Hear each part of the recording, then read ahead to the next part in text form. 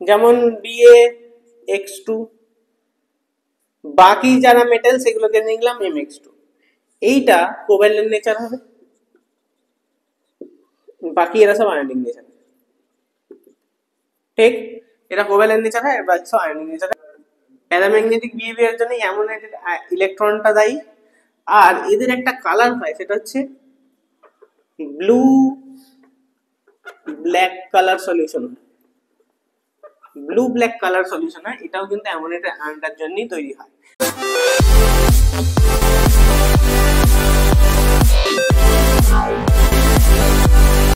Next আমরা দেখবো হাইড্রোজেনের সাথে রিঅ্যাকশন।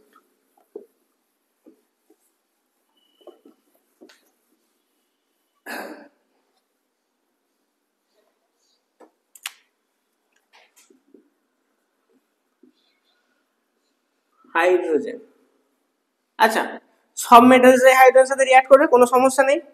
ঠিক আছে, আমি সব মেটালস থেকে এম ধরে নিলাম। সব মেটাল, যতগুলো মেটাল আছে, কে কে আছে?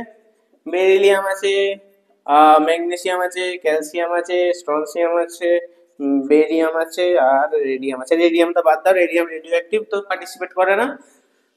এম প্লাস H2, ঠিক, এখানে কি বানায় এরা? MH2, তাই তো? MH2 বানায়, কোনো সমস্যা নেই। আচ্ছা, এবার এরা যেই বানায় MH2, এই যে বেরিলিয়ামটা, বেরিলিয়াম আমি বারবার বলেছি না, বেরিলিয়াম খুব সহজে বানাতে পারে না, এরা বানিয়ে নেয়। এদিকে তুমি একটুখানি এদের সাথে যদি হাইড্রোজেন অ্যাডও করো, এরা বানিয়ে নেবে, MH2 বানিয়ে নেবে। কিন্তু বেরিলিয়াম এই BH2 কি BeH2 এটা ডাইরেক্টলি বানাতে চায় না। তবে একদমই কি বানাতে চায় না, মানে কোনো কি পসিবিলিটিস নেই যে আমরা বেরিলিয়ামের মানে এই যে হাইড্রোজেন বেরিলিয়াম হাইড্রেট জিনিসটা, সেটা আমরা একটু বার করব? কোনো কি পসিবিলিটি নেই? অবশ্যই আছে, একটু উল্টো হয়ে বার করতে হবে। তার জন্য যে কেমিক্যাল রিঅ্যাকশনটা আমরা করব, BeCl2 দিলাম, একটা হ্যালাইড দিলাম বেরিলিয়ামের, সেখানে আমরা রিডিউসিং এজেন্ট দেবো LiAlH4। এইখানে যদি আমরা রিডিউসিং এজেন্ট দিই, এরকম করে যদি রিঅ্যাকশনটা করাই, তখন আমাদের হয়ে যায় Be, যেহেতু একটু 2 আছে, আচ্ছা এটা তো আমরা ভুল লিখলাম, বেরিলিয়ামের কত প্লাস? 2 প্লাস, হাইড্রোজেনের 1, তা ঠিক আছে BH2 তো হয়, BH2 তো হয়, ঠিক আছে BH2 হয়। কিন্তু এইখানে যে হাইড্রোজেনটা BH4 হয়, প্লাস তোমাদের যেটা ফরমেশন হবে LiCl আর Li সাথে তোমার Cl যাবে,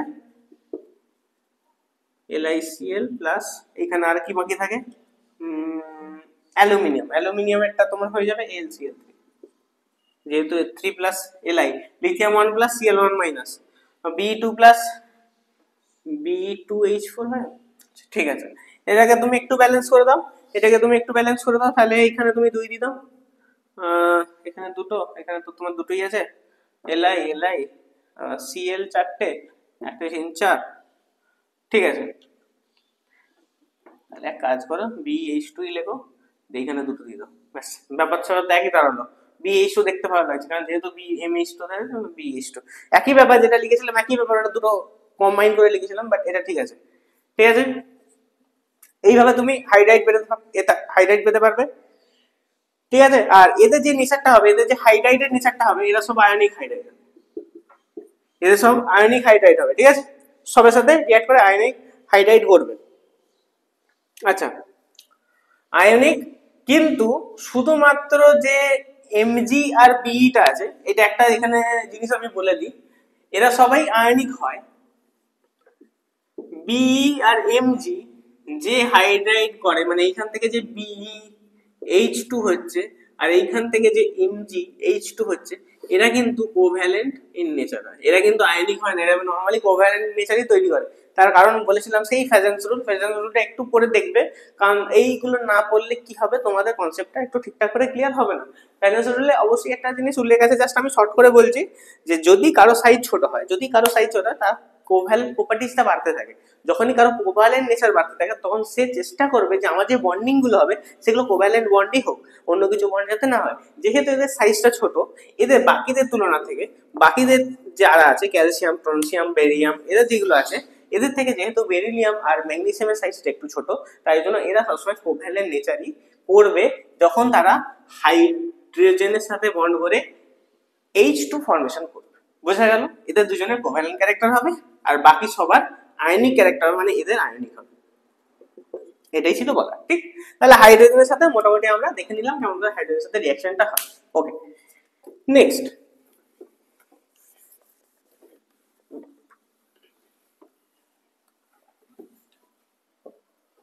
আমরা দেখব হ্যালোজেনের সাথে।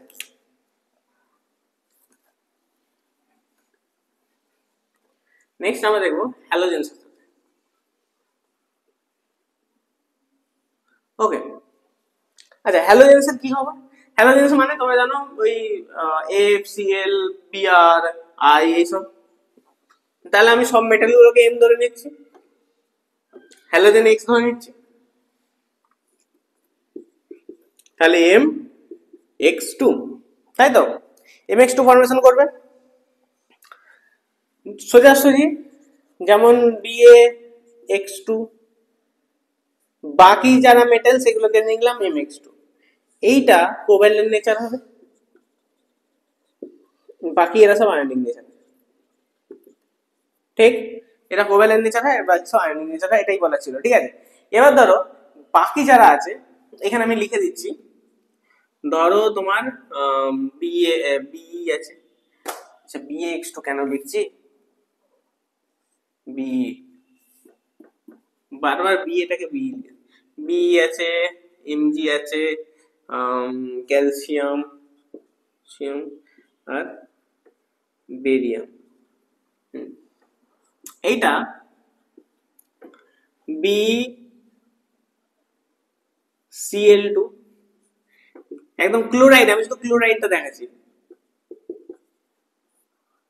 এইখানে হয়ে যাবে MgCl2, CaCl2, SrCl2, BaCl2। কেন দেখাচ্ছি, কারণ এরা এটা তো কোভ্যালেন্ট করে, বাকিরা আয়নিক করে তো এরা কিন্তু হ্যালোজেন হাইড্রাইড ফর্মেশন করে। এটা কি করে নরমালি? হ্যালোজেন হাইড্রাইড ফর্মেশন করে, মানে 8H2 থাকে, এখানে 6H2 থাকে, এখানেও 6H2 থাকে, এইখানে 2H2 থাকে। ঠিক আছে, একটা জিনিস বারবার দেখো, যত আমি নিচের দিকে আসছি, যত আমি ডাউন দা গ্রুপে আসছি, এই যে হাইড্রাইডের এগুলো কমছে না? প্রথমে 8 ছিল, তারপর 6, 6, 2, আস্তে আস্তে কমছে না? গ্র্যাজুয়ালি ডিক্রিজিং হচ্ছে না? তাই জন্য যে capacity to making halogen hydrides down the group is decreased. ঠিক আছে, কি বললাম? Capacity to make halogen hydrides down the গ্রুপে কিন্তু ডিক্রিজ করে। দেখো হাইড্রাইডস যে হ্যালোজেন হাইড্রাইডস যে ফাংশন, হাইড্রাইড মানে কি? হাইড্রেটেড হয়ে যায় মানে জল থাকবে, জল যে আছে জলের পরিমাত্রাটা আস্তে আস্তে কিন্তু কমে যাচ্ছে যত আমরা ডাউন দা গ্রুপে আসছি। যখন ডাউন দা গ্রুপে আসবো হ্যালোজেন হাইড্রাইডের ক্যাপাসিটিটাও আমার আস্তে আস্তে কমবে। ঠিক, এইগুলো হলো বিএ যে কোভ্যালেন্ট ক্যারেক্টার শো করে, সেটা একটা স্পেশাল টাইপের চেন সিস্টেমে থাকে। এটা একটা চেন স্ট্রাকচার ফর্মেশন করে। কেমন? এখানে বেরিলিয়াম আছে, Cl আছে, এখানে আবার বেরিলিয়াম থাকবে, এখানে Cl থাকবে, এখানে আবার বেরিলিয়াম থাকবে, এখানে বাকি Cl এখানে চলতেই থাকবে। ঠিক আছে, এরকম চেন স্ট্রাকচার তৈরি করে। ঠিক আছে, তাই জন্য এরা কিন্তু অনেকটা কোভ্যালেন্ট নেচারটা এদের আরো বলা হয়, কারণ এরা এই চেন স্ট্রাকচারে খুব ভালো স্টেবিলিটি পেয়ে থাকে, তাই জন্য এরা এরকম কোভ্যালেন্ট নেচারটা দেখায়। তাহলে ঠিক আছে, তাহলে হ্যালোজেন্সটা হলো। এবার নেক্সট একটাই আমাদের বাকি আছে, সেটা হচ্ছে আমাদের রিঅ্যাকশন উইথ লিকুইড অ্যামোনিয়া। রিঅ্যাকশনটা একটুখানি ছোট আছে, জাস্ট একটুখানি বুঝিয়ে দেওয়ার জিনিস। হ্যালোজেন্সটা ইম্পর্টেন্ট ছিল, বিশেষ করে এই কোশ্চেনটা আমি বলতে পারো জয়েন্ট এক্সামেতে দেখেছি যে হ্যালোজেন হাইড্রাইডস এর স্টেবিলিটি, কারণ এটাতে একটু মানে বলতে পারো একটু আলাদা টাইপের দিকে, আলাদা অ্যাসপেক্টে ছোট করা পয়েন্ট, তাই জন্য এটা আমি বলে দিলাম যে হ্যালোজেন হাইড্রাইডস এর কিন্তু ক্যাপাসিটি আস্তে আস্তে কমতে থাকে ডাউন দ্য গ্রুপ, এটা মনে রাখবে। ঠিক আছে, ওকে।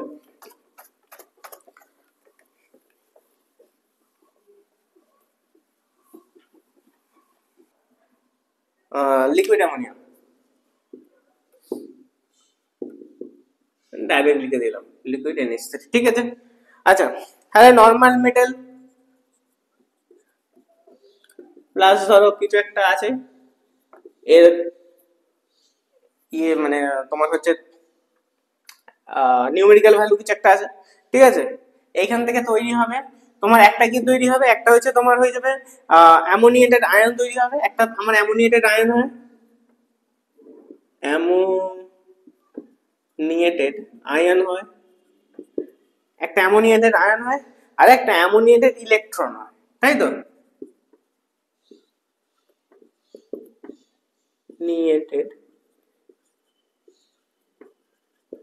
ইলেকট্রন, ঠিক আছে। একটা অ্যামোনিয়েটেড আয়ন হয়, একটা অ্যামোনিয়েটেড ইলেকট্রন।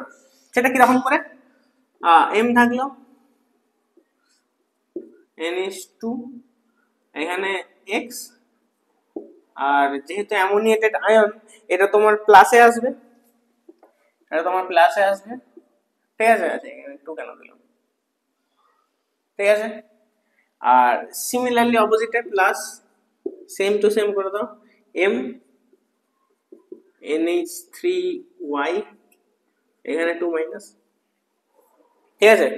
বা যদি 2 মাইনাস এখানে যদি, আচ্ছা তোমার ইয়ে হবে না Y হলে, তাহলে এখানে কাজ করে এখানে মাইনাস দাও, এখানে 2 দাও, থেকে বেস্ট হবে, ঠিক। আচ্ছা, এই যে অ্যামোনিয়েটেড ইলেকট্রনটা, অ্যামোনিয়েটেড ইলেকট্রনের ফরমেশনটা, এটাই কিন্তু তোমার যে প্যারাম্যাগনেটিক বিহেভিয়ার, ডায়াম্যাগনেটিক বিহেভিয়ার, আমাদের যে অ্যালকালিন আর্থ মেটালস আছে আমরা জানি প্যারাম্যাগনেটিক বিহেভিয়ার আছে, তো তাহলে প্যারাম্যাগনেটিক বিহেভিয়ার জন্য অ্যামোনিয়েটেড ইলেকট্রনটা দায়ী। আর এদের একটা কালার হয়, সেটা হচ্ছে blue black colour solution, blue black colour solution হয়, এটাও কিন্তু অ্যামোনিয়েটেড আয়নটার জন্যই তৈরি হয়। তাহলে লিকুইড অ্যামোনিয়ার সাথে রিঅ্যাকশনটা মোটামুটি বোঝা গেল। এম এর জায়গায় নরমালি রেখে দেবে, এখানে যে ভ্যালুটা থাকবে এখানে কিছু একটা XY ডিভাইড হয়ে যাবে, ঠিক আছে, বোঝা গেল। তাহলে আমাদের মোটামুটি কেমিক্যাল প্রপার্টিজ এইখানেই শেষ হলো। এছাড়া কেমিক্যাল প্রপার্টিজ অ্যালকালাইন আর্থ মেটালসে সেরকম কিছু হয় না, নরমালি যেগুলো ইম্পর্টেন্ট ছিল তোমাদেরকে সবই করিয়ে দেওয়া হলো, এগুলো ভালো করে পড়বে। নেক্সট যে ক্লাসে সেগুলো আমরা ডিসকাস করবো। এই টপিকের লাস্ট ভিডিও হবে মানে এস ব্লক এলিমেন্টস, সেখানে আমরা দেখবো যে এই যে তোমাদের বেরিলিয়ামটা আছে এটার কেন অ্যানোমালিয়াস বিহেভিয়ার আছে, আর যে যেমন আগের একটা ডায়াগোনাল রিলেশনশিপ পড়েছিলাম না তোমার লিথিয়ামের সাথে, ঠিক। তো এইখানেও বেরিলিয়ামের সাথে একটা ডায়াগোনাল রিলেশনশিপ থাকবে অ্যালুমিনিয়ামের, সেটা আমরা ডিসকাস করবো নেক্সট ক্লাসে, ঠিক আছে। তো আজকের মতো এতটাই, থ্যাংক ইউ।